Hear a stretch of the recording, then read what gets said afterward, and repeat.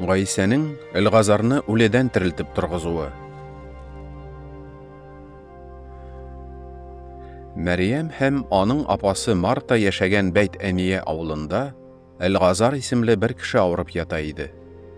Мәрьям Хаким Гайсәнең аякларын хуш исле май белән майлап, чәче белән сөрткән хатын. Авырып ятучы Әлгазар исә аның абыйсы иде. Кыз туганнар Гайсәгә: "Хакимебез, якын дустың Әлгазар авырый", дип хәбәр җибәрделәр. Гайсә бу турыда ишеткәч, бу авыру үлем авыруы түгел, бәлки Аллаһы даны өчен, һәм шуның аркылы Аллаһы угылы данланыр, диде. Гайсә Мартаны, аның сеңлесен һәм Әлгазарны ярата иде. Әмма Әлгазарның авыру икәнен ишеткәч тә, булган урынында тагын 2 көнгә тоткарланды. Шуннан соң шәкертләренә: "Яңадан Яһүдиягә барыйк", диде. Шәкертләре аңа: "Остаз, әле күптән түгел генә яһүдиләр сине ташлар атып үтерергә йөргәннәр иде. Син тагын шунда барасыңмы?" диделәр. Гайсә былай дип җавап бирде: "Көн яктылыгы 12 сәгать түгелме соң? Көндез йөрүче абынмый, чөнки бу дөньяның яктысын күрә. Төнлә йөрүче абына, чөнки аңарда яктылык юк." Шуннан соң Гайсә сүзен дәвам итте: "Достыбыз Әлгазар йоклап киткән. Мин аны уятырга барам." Аның шәкертләре: "Хакимебез, йоклап киткән булса савыгыр", диделәр. Гайсә аның үлгәнлеге хакында әйткән иде. Алар исә гадәттәге йокы турында сөйли, дип уйладылар. Шуңа күрә Гайсә аларга ачык итеп: "Әлгазар үлгән", диде. "Анда булмавыма мин сезнең өчен шат, чөнки бу иманыгызны ныгытыр. Әйдәгез, аның янына барыйк." Шунда игезәк кушаматлы Тамас башка шәкертләргә: "Әйдәгез, киттек. Аның белән бергә без дә үлик", диде.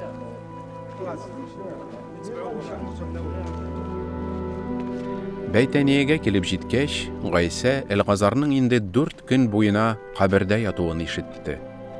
Бәйт-Әния исә Иерусалимгә 3 чакрым чамасы гына иде. Абыйлары өчен кайгыручы Марта белән Мәрьямне юатырга байтак яһүдиләр килгән иде.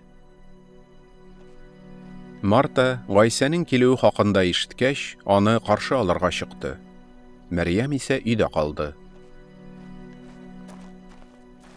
"Хакимем", диде Марта Гайсәгә, "син монда булсаң, абыем үлмәгән булыр иде.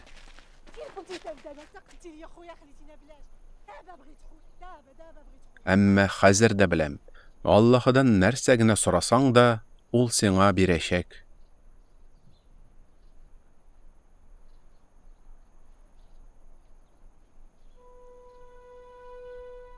"Абыең тереләчәк", диде аңа Гайсә. "Ахирәт көнендә, үледән терелү вакытында аның тереләчәген беләм", диде Марта.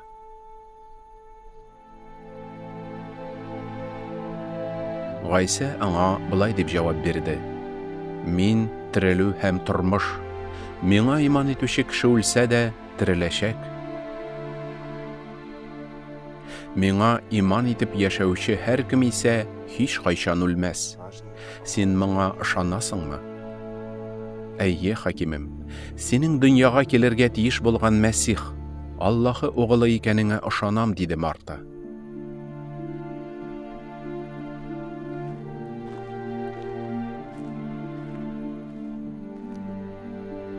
Моны әйткәч, Марта китеп барды һәм сиздермичә генә сеңлесе Мәрьямне чакырып: "Остаз монда, ул сине чакыра", диде. Мәрьям моны ишеткәч тә, тиз генә урыныннан торып, Гайсә янына китте. Ул вакытта Гайсә әле авылга кермичә, Марта белән чырашкан урында тора иде. Мәрьям белән бергә өйдә булган юатучы яһүдиләр аның җәһәт кенә торып чыгып китүен күрделәр һәм елау өчен кабер янына китте дип уйлап, аның артыннан атладылар.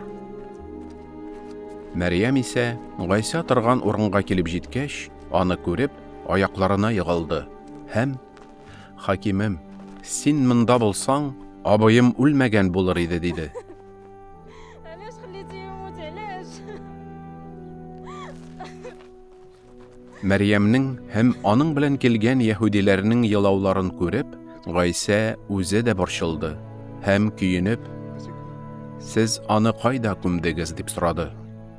Алар аңа, «Әйдә, барыйк әфәнде, үзең күрерсең», диделәр.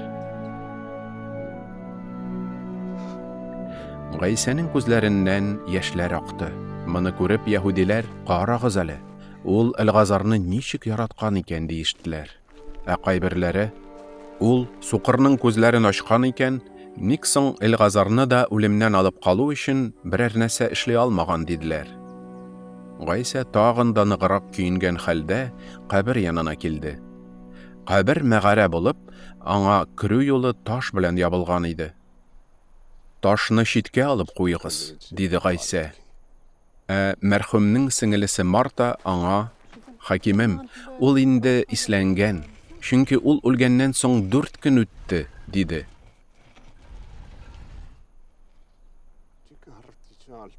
«Әгәр иман итсәң, Аллаһының данын күрәчәксең, дип әйтмәдемме сиңа?» диде Гайса.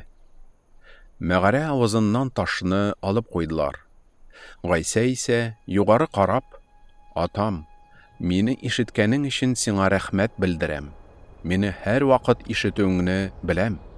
Ләкин бу сүзләремне монда басып торучы кешеләр өчен, мине син җибәргәнгә алар ышансыннар дип әйтәм», диде.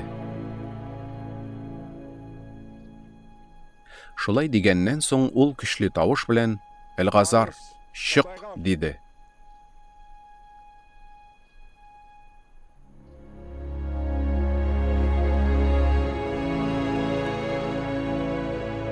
Шул вакыт үлгән кеше килеп чыкты.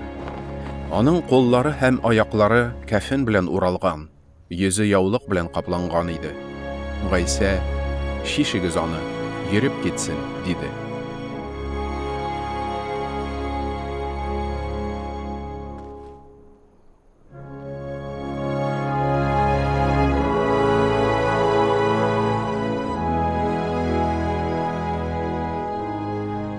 Мәрьям янына килгән яһүдиләрнең күбесе Гайса кылган эшләрне күреп, аңа иман китерделәр. Ә кайберләре фарисейлар янына барып, аларга Гайса кылган эшләр турында сөйләделәр. Шунда баш руханилар һәм фарисейлар киңәшмә җыйдылар. «Безгә нәрсә эшләргә?» диделәр алар. «Бу кеше күп магъҗизалы гамәлләр күрсәтә. Аны шул көе калдырсак, һәммәсе аңа иман китерәчәк. Ул вакытта римлылар килеп, җиребезне дә, халкыбызны да басып алачак». Аларның берсе, ул елны олуг рухани булган Каяфәс, аларга, «Сез бер нәрсә дә белмисез. Бөтен халык һәлак булуга караганда, халык өчен бер кешенең үлүе сезнең өчен хәерлерәк. Сез шуны аңламыйсызмы?» диде. Ул моны үзеннән үзе әйтмәде. Бәлки ул елның олуг рухани буларак Гайсаның халык өчен үләчәген алдан әйтеп бирде. Гайса бу халык өчен генә түгел, әмма Аллаһының таралып яшәгән балаларын бергә җыю өчен дә үләчәк иде. Шул көннән соң алар аны үтерергә ниятләделәр.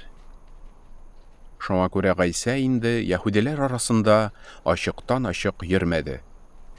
Аннан Шүл янындагы бер өлкәгә, Эфраим дигән шәһәргә китте һәм үзенең шәкертләре белән шунда калды. Яһүдиләрнең котылу бәйрәме якынлашканда, бәйрәм алдыннан пәкләнергә дип, Иерусалимгә илнең төрле почмакларыннан күп халык җыелды. Халык Гайсаны эзләде. Алар Аллаһы йортында бер-берсенә, «Сез ничек уйлыйсыз? Ул бәйрәмгә килер микән?» диештеләр.